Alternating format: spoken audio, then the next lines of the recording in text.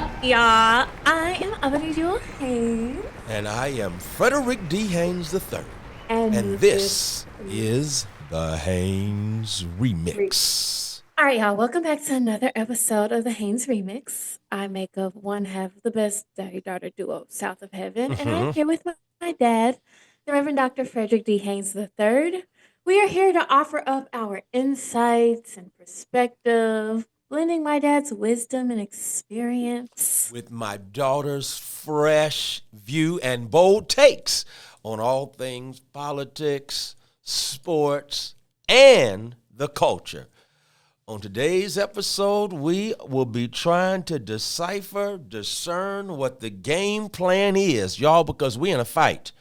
As a matter of fact, I've declared that there's a war that has been declared on us, and most of us don't even know it. Sadly, it appears that some of our leaders in a certain party aren't reading the room and realizing that we are in a fight right now. But before we get into all of that, it's time for the remix. And we need the remix right now because the things that we have been dealing with from Agent Orange and the White House and President Musk and the Dems letting us down is a lot. So the remix is an inspirational vitamin to get you right every single week. So, Dad, what do you have for us today? Hey, thank you. Listen, John chapter 10, verse 10. It's a powerful passage. Basically reads, we know the familiar version. The thief comes to steal, kill, and destroy, but I've come that you might have life and have it more abundantly. Listen, but the Freddie Haynes remix, I got to remix that thing. It goes like this. The thief comes like a pickpocket, slick and shrewd, picking your pocket so much so that you don't even know what you had was gone until the thief is well on his way. The thief ain't just gonna steal from you, but the thief also comes to kill and destroy, to wipe you out so that everything that you sacrifice, everything that you thought was valuable to you, the thief ultimately comes to destroy it, to wipe you out. But I have come that you might have a vital life and to have it in such a way that it exceeds what you ask or imagine. I love that right there because this is Jesus talking, and Jesus is recognizing there is evil in the world. Jesus is letting us know, listen, you are not going to make it through this life without attacks. And here's the deal. The attacks have an agenda to steal from you, to rob you of everything that makes you the you that God intends for you to become. The thief wants to steal, but also the thief ain't content just to steal. The thief is a mass murderer. The thief has come to kill you, to take life from you. And listen, I've discovered, and please don't miss this, that you don't have to die in order to be dead. There are some people walking around as breathing corpses even right now because the thief has taken the life out of them. The thief comes to steal, to kill, and then to wipe out everything, to destroy. The thief is nothing but a nightmare. But here's what Jesus says. Yeah, there's a thief out there, but there's also a cosmic conjunction. But I've come that you might have life that is vital, and then have it in such an abundant fashion that it blows your mind. It's exceedingly abundantly above anything you can ask or imagine. That's the word I think we need today, given the fact that there is a thief occupying the White House, and the thief has all kinds of thieves around him. As a matter of fact, our democracy has become so for sale that it has been stolen by plutocrats and oligarchs and technocrats who are doing everything they can to enrich their pockets. The thieves have come to steal, kill, and destroy, but they don't have the last word. Jesus says, I've come, and since I'm here, the good news is you're going to have life, and you're going to have it abundantly. And so the question becomes, are you going to surrender to the thieves, or are you going to walk by faith in the abundance of the Savior? That's the word of the day. That is the Freddie Haynes remix.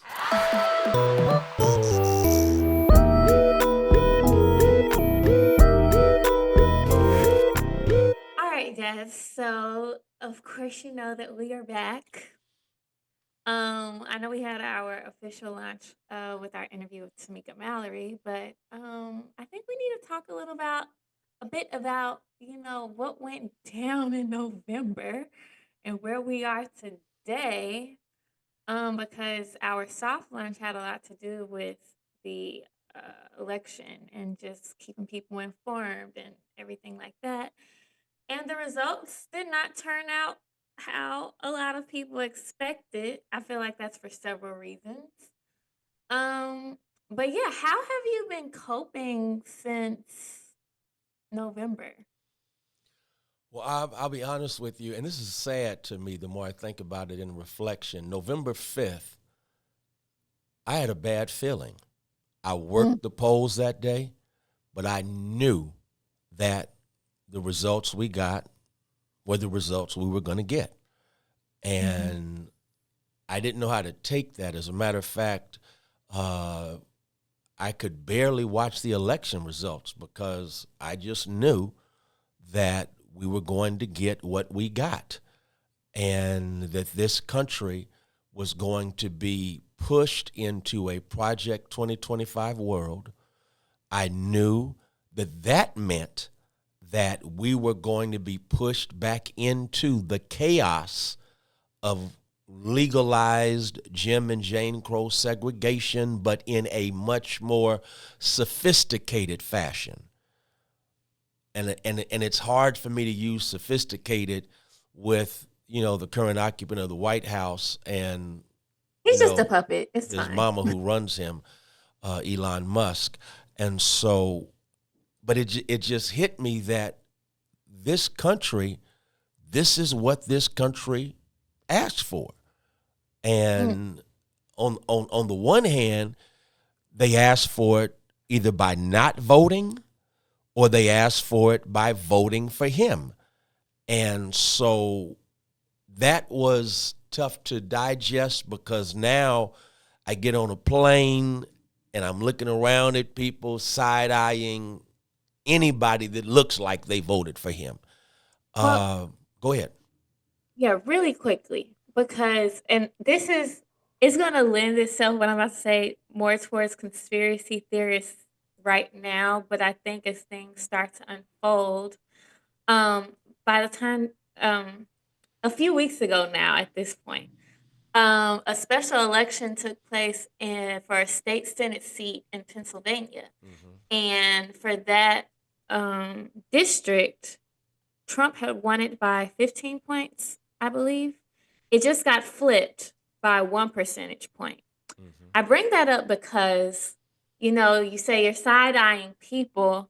Well, I'm actually side eyeing Elon Musk, of course. I'm side eyeing those corporations who had control over the voting machines because there have been reports now, so it's not all the way conspiracy, but things aren't adding up. Yeah. And so I want to bring that to be a part of the conversation because it really does not make sense to me how you see one candidate packed out arenas and everything. And I'm not saying that this candidate did everything. I think the Democrats, they dropped the ball in Ain't no question. many cases. But then at No the same question. time, you see this other candidate and he can't fill up nothing. Yet Exactly. he's back in the White House. And so And I don't forget that he also was telling his supporters at the end not to vote. yeah, and then they didn't have to. Yeah. And so I think, of course, we do need to side eye the MAGA cult, of course. And then those who there are a lot of people who, their family members are getting deported right now because they didn't think Trump was talking about them, even though they voted for them. So I think that is a thing for sure. But I'm also like, we need to question the integrity of the results that we got. Yeah, especially considering the fact that the one who was always talking about voter fraud and the lack of integrity in our elections is the one who at the end to his empty stadiums is basically saying you don't have to vote, and knowing the access that certain musky people have, not just to technology but to a lot of what was behind our efforts to vote. And we cannot forget, let's be real, that it's only in certain communities, those with melanin, that we had what? Bomb threats. It's only in certain spaces that we had what? Targeted voter suppression going on. Right in Texas, targeted voter suppression was taking place. And Texas was not the only state. So when you talk about voter integrity, I mean, this country lost integrity in the democratic process a long time ago. And here's what bothers me, and as a part of my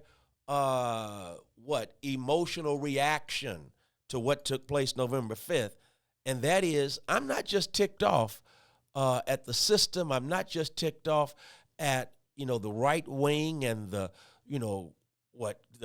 Christo fascist that support this administration, but I'm also ticked off about the fact that you have a party that does not even think about fighting back. A party that basically just kind of rolls over and They says, have well, y'all do control of whatever the you want to House do. and Yeah, they have yeah. control of the Congress and the Supreme Court. And what can we do? Yeah, yeah, yeah. And so, a what can we do mentality, as far as I'm concerned, that's again what psychologists call learned helplessness, where you have convinced yourself through conditioning that there is nothing that you can do to fight back. And if you don't fight back, as far as I'm concerned, you're insulting a heritage of fighting back, especially if your skin has been kissed by nature's son. And not only are you insulting a because guess what? Our ancestors who were enslaved, if anybody couldn't fight back, it's them. If anybody couldn't fight back, it's those who were kidnapped and are placed on those slave ships. And yet we talk about rebellion after rebellion that took place on those slave ships. And even though I don't subscribe to a whole lot of the beginnings of this country, the whole Tea Party phenomenon that took place when they said no taxation without representation. I'm talking about the original Tea Party, not this most recent aspect of it. And so I'm suggesting that the lack of fight back is what ticks me off, is that you got too many people in position who've been elected and basically they're just rolling over. And as far as I'm concerned, they're part of the problem. Well, they're they're rolling over, but it's also a bigger issue. The cause of them rolling over is they're bought and paid for. Like Oh, yeah. who's paying for them to be in the position that they are in right Yeah. now? And Yeah. so if you have somebody to answer to, of course I'm not going to stand up for what I believe in. And I think we've seen this across the board with many of our elected officials where we expect them to do one thing, but then they go and do another. And it's questioning, well, this is who I know you to be, but you're acting like this. Yeah. And well, who's in their pockets? Yeah, that's real. And so, as far as I'm concerned, one of the things we have to be serious about going forward is getting money out of politics. We will never have an authentic democracy in the United States of America as long as you can buy your politician and then keep your politician in your pocket. And as a consequence, you buy not only politicians, but you buy policies. And since you can buy policies, the sad reality is it's going to be a system that reinforces the haves having more and the have-gots losing what little they have. And so I'm hoping that a serious discussion is had in the days ahead that basically talks about the importance of removing money from politics. As long as you got money running politics, this is more of a capitalistic country, which is dangerous than it is a democracy. Yeah, actually, interestingly enough, I follow this guy on TikTok. Wonderful TikTok. I learned so much from there. Anyway, he does a whole series where he breaks down and he grades Congress persons. Mm-hmm. He gives them a grade based upon how many corporate donors they have, how much PAC money they have, how much individual small donors, large individual donors they have. And he basically gives them a grade rating, and he's doing it for the upcoming 2026 election. And he always starts it off. I really want to shout him out. My phone is too far for me to reach. I'll be off camera. But anyway, he always starts off uh, the TikTok series saying, "Is your congressperson a piece of you Mm-hmm. know?" I got you. And Yeah. so, and then he spells out how much money they're receiving and everything, and then he gives them a grade rating. And it's very interesting to see. And I think it's really important for my generation and for everybody who's on TikTok, because you have what 130 million users on there. And that's a lot of people who are going to be in a voting block who are going to see, oh, this is who you're answering to. I can't vote for you. Who else? Yeah. Who is going to be actually fighting for me? Yeah. Yeah. And so whatever else we've got to start having a serious conversation about, and that is, are we going to continue to allow democracy to be sold to the highest bidder?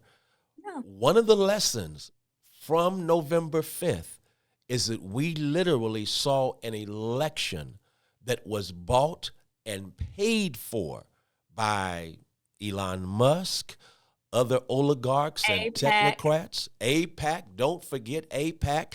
And as a consequence, we have people running for office who we know in the community, they're talking one way.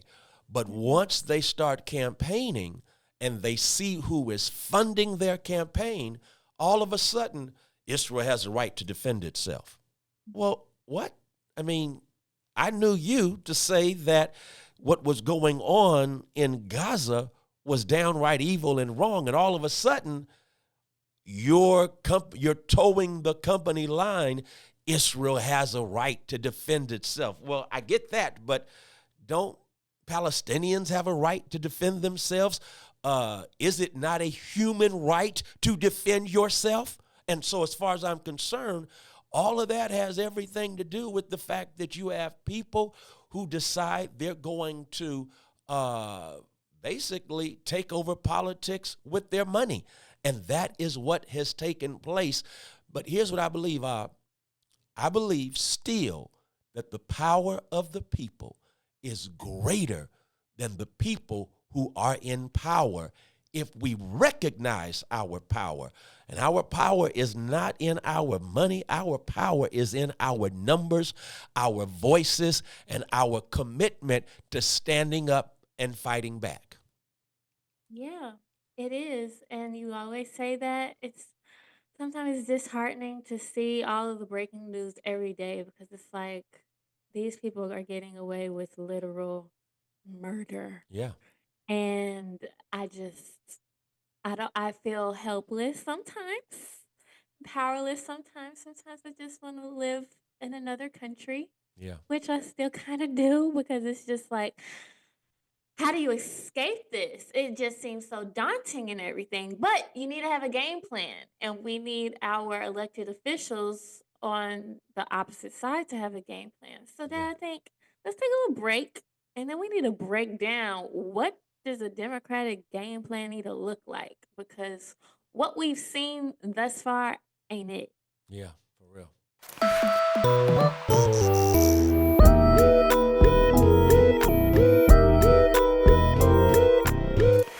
All right, so Dad, in recent weeks and months, we've seen our House Minority Leader basically say they don't have power.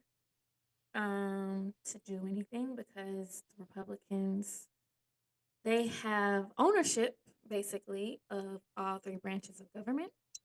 We've also seen the minority leader of the Senate capitulate and just he just don't seem like I don't think he has a spine. And it's really disheartening also that so many people from his base, from his party, people who work with him are calling for him to step down.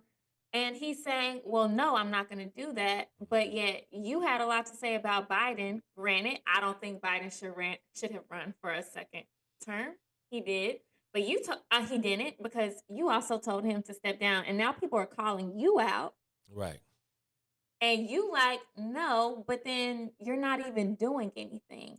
So that what would you like to see from Democratic leadership right now?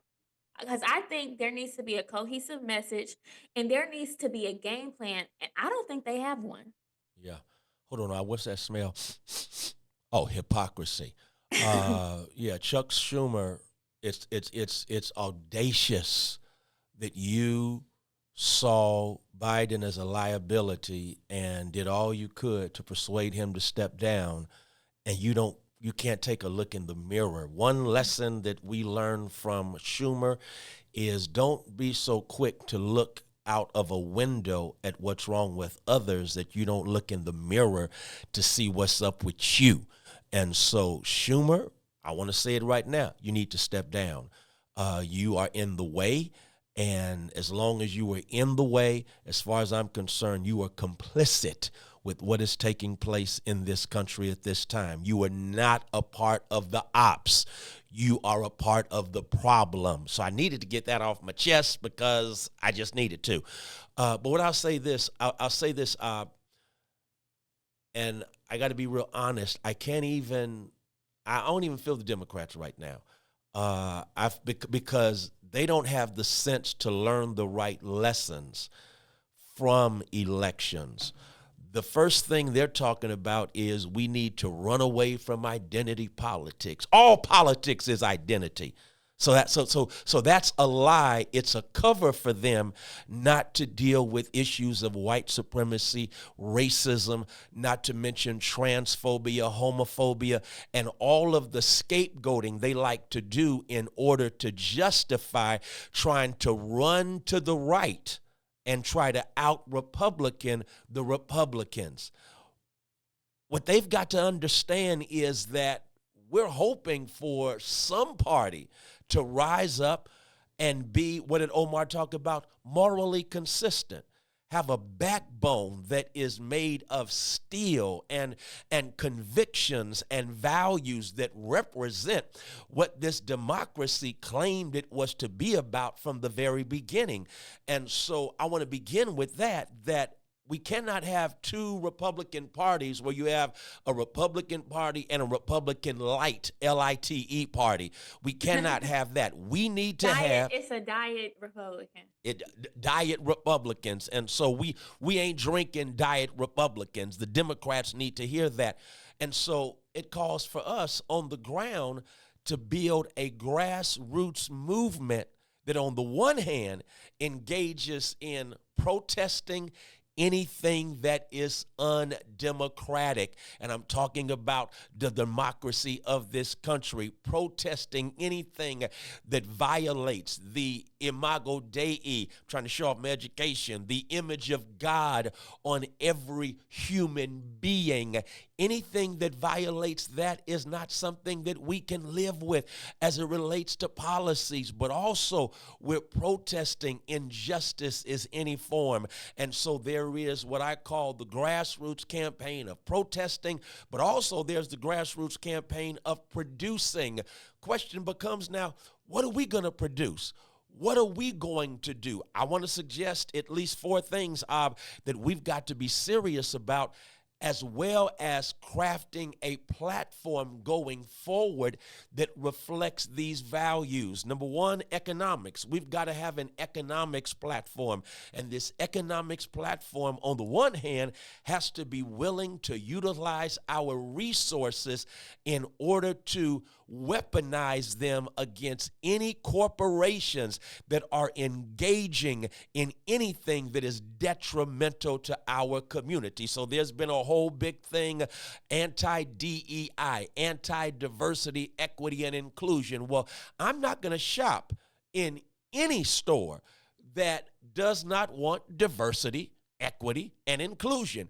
I'm not going to give you money and become complicit by funding my oppression. And so on the one hand, our economics is to be used in a weaponized fashion against those entities that don't recognize our value and humanity. At the same time, use our economics to do what Claude Anderson talked about back in the 90s. Claude Anderson was saying we got to build our own communities, our own economic infrastructure, because here it is, and this is so important right here. It's one thing to have a neighborhood, it's another thing to have a community. A community is what you control economically yourself, so that you are hiring your own, because you invest in your own. You distribute what is necessary to ensure the economic vitality of that community. Whatever else I've learned about this, in San Francisco, you have Chinatown. In San Francisco, you also have what? Gentrification. You know what community has not been impacted negatively by gentrification? It's Chinatown, because they have their own stores, they hire their own people, and they have learned the importance of economic coalition building.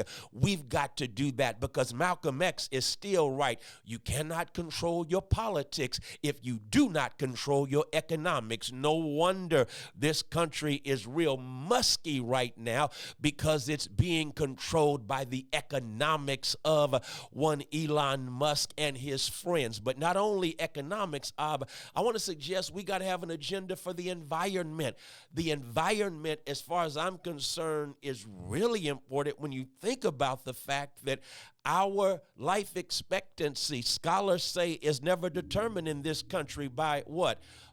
Your genetic code, but by your zip code, where you live, because sadly, we inhale toxins. And one study showed that rich white people create the pollution that poor people of color inhale. We've got to fight against environmental racism and environmental injustice, and create communities where we don't have these archaic racist zoning laws that allow for certain things to be built on one side of town that will never be built on the other side of town. The other piece, and I rush to a close, is education. We got to control our own education. We got churches with marvelous facilities. Here it is, that are open on Sundays and Wednesdays, and our kids are struggling in school during the week. We've got to have our own education agenda. I'm in a state called Texas. Sometimes I call it Texas, because we have a governor who is disabling public education as he tries to defund public education. And that's what's happening in the session right now. They are trying to basically defund public education and fund rich private schools for those who already are well-to-do and well off. And so how do you fight that? Number one, you say, hey, my tax dollars are not going to fund the education of rich white people. Instead, I'm going to fight for my tax dollars to fund public education. But at the same time, we've got to take into our own hands educating our children. The last thing I'll say is, beyond controlling education and economics and our environment, we've got to have the sense of Charles Hamilton Houston, who taught law school at Howard University. And Charles Hamilton Houston taught his students to be social engineers. One of his students was the late, great Thurgood Marshall, and he taught them, he said, I want you to pass laws. I'm calling them enactments that dismantle Jim and Jane Crow segregation. And so when I hear the Democratic Party talking about they're helpless, why ain't y'all filing lawsuits right now against the executive, what Juan Floyd Thomas calls disorders, executive disorders, we are seeing day after day after day. Somebody has to stand up and file lawsuits. And when you file lawsuits, again, I know sadly we have what? These sad, bought and paid for judges, but you've got to fight back. And a part of the fighting back is filing lawsuits. I went long, but I hope it's strong enough for us to know there's something we can do. Well, yeah, and so it sounds like because you even started talking about how it seems like you're kind of done with the Democratic Party, I mean, for and real, a lot of a they're lot done of with us. Let's be honest. It ain't that I'm done with the Democratic Party. The Democratic Party is done with us. well, Now, true. we may not have Well, many options, but as far as I'm concerned right now, you've got to earn my vote, and they are not doing that. and I feel like that should have always been the case. I feel like they have Right, this sense of entitlement to certain people's votes. I right, think they do that with the Black community, especially Black women and men, because we're yeah. their largest voting block percentage wise. So they just expect us to be there, and I think that's. I mean, even Biden said it when he first ran. He said, "If you don't vote for me, well, You not when ain't he black. first ran because he Yeah, ran before, but he said if we didn't vote for him, then we're not black." right. So I think there's a sense of entitlement, but a lot of which I think we do need to have a community wide game plan to where we're organizing amongst ourselves. But it's like, do you have a suggestion for what the Democratic Party should be doing? Well, I'll say this, and I hate to use them as an example, but I got to give them credit. The Tea Um, Party? the Tea Party. The Yeah. Tea Party had the sense. They were so incensed by the election of Obama and watching a black family in that white house that they went to organizing. And Mhm. what they did, which was shrewd and brilliant, was organized on the local level. Why? Because all politics is local. And so we get all hyped about every 4 years, the presidential election, but it ain't the presidential election that's controlling school boards. It's not the presidential election that when you stand before a judge and receive an unjust sentencing where the punishment doesn't fit the crime, that ain't all on the president. And so it's very important that we educate ourselves civically about the power of local politics. I talked earlier about the whole environment piece. As you know, we had a big fight in Dallas about some developers who wanted to build a truck yard right adjacent to our property, but more importantly, across the street from a high school, Carter High School, the home of the world famous Olympian and world famous great one of all time, Sha'Carri Richardson. I mean, they wanted to build a truck yard where 18 wheelers would be coming down Wheatland Road, and they were allowed to until we fought back because of zoning laws. That's local. President ain't got nothing to do with that. And so we have to educate ourselves about what's happening locally, because locally is where we're losing it. Locally is where you have one side of town that has access to fresh produce. The other side of town only has access to secondhand stuff. And so I think it's very important that we go local and we build a local base with a vision that is long term. One of the things that I give them credit. 1973, that was the year of Roe v. Wade, and they went from 1973 all the way to what, 2023. Count those years. That's 50 years before they overturn Roe v. Wade, because they not only went local, but they had a long plan. They had a long game. They had a vision beyond the emergency of right now. So I want to challenge the Democratic Party. What's your long game? What's your vision 50 years from now? Not only that, what are you going to do locally? Because if you don't control politics locally, eventually it's going to impact what's happening nationally. Yeah, and it seems like they've dropped the ball locally many Mm-hmm. times because so many of our state houses can be Republican run Yeah. across the United States. Yeah. And then I don't think they invest in their like new leaders and like those who inspire and those who speak directly to the people and everything. I Right. mean, we see it in Congress right now. I know this isn't really that local, but our House members do represent our local districts. Yeah. But we saw that with AOC losing to I don't even know the guy's name. See, that's how sad Exactly. it is. Exactly. Losing the ranking ranking leadership position for the oversight committee to a 74-year-old congressperson. I believe you also told me that Jasmine Crockett Exactly. had lost another leadership position within the Democratic Party. And when it comes to the House, I mean, we see the AOCs, we see the Jasmine Crockett's, we see the Rashida Tlaib's. We like that's the future of the party. Ayanna Yet Presley. so much they silence them or they just put them off to the side, and it's like these are the people you need to actually inspire your base. We saw it in Texas.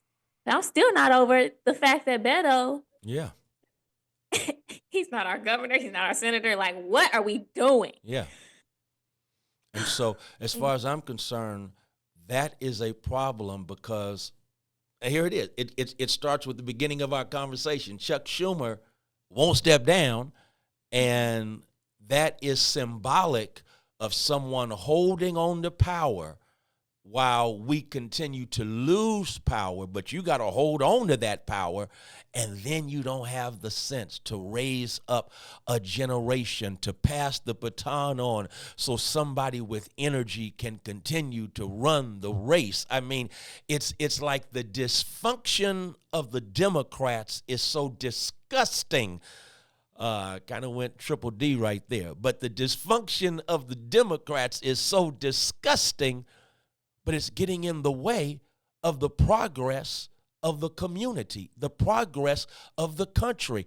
And so that's why, as far as I'm concerned, they are very much complicit with what's going on right now. They are not the opposition party because they have basically rolled over and said, well, there's nothing we can do. That again is learned helplessness. And you need to sit on a couch, get some therapy if you have accepted learned helplessness. And also give all that money back that corporate PACs are giving you. They're telling you to hush and Yeah. be quiet. Yeah. But we won't go there. All right, y'all. Well, we're going to wrap things up in just a second. We will be right back.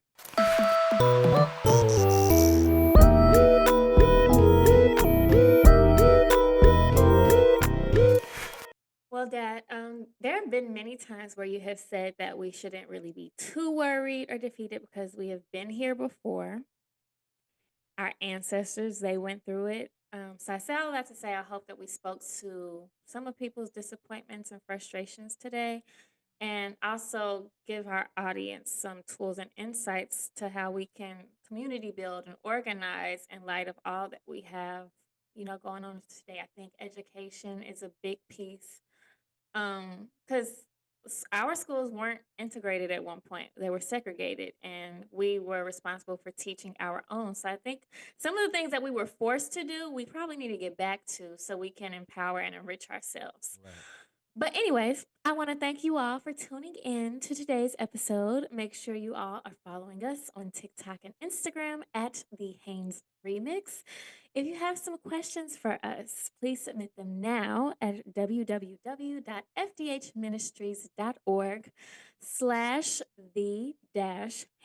www.fdhministries.org/the-Haynes-remix so we can answer them on our mailbag episode that will be coming in a few weeks.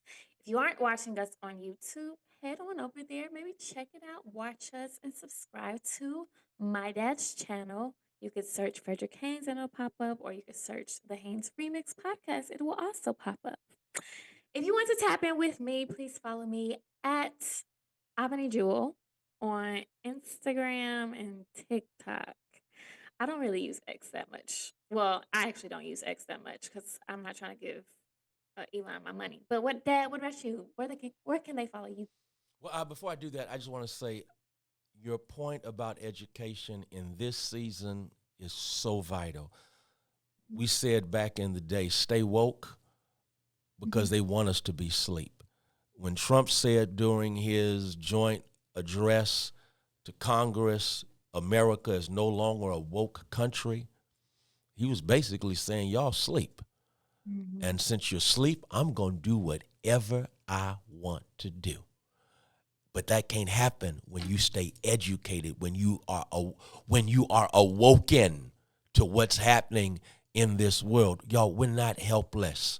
And so the only thing I'll add to all that I've tried to share is that as you stay woke, I want you to also recognize the need for us to be secure. You take care of yourself out here, okay? Because it's some dangerous times we find ourselves in. We need to revive the Black Panther Party because we need to make sure our community is secure and protected.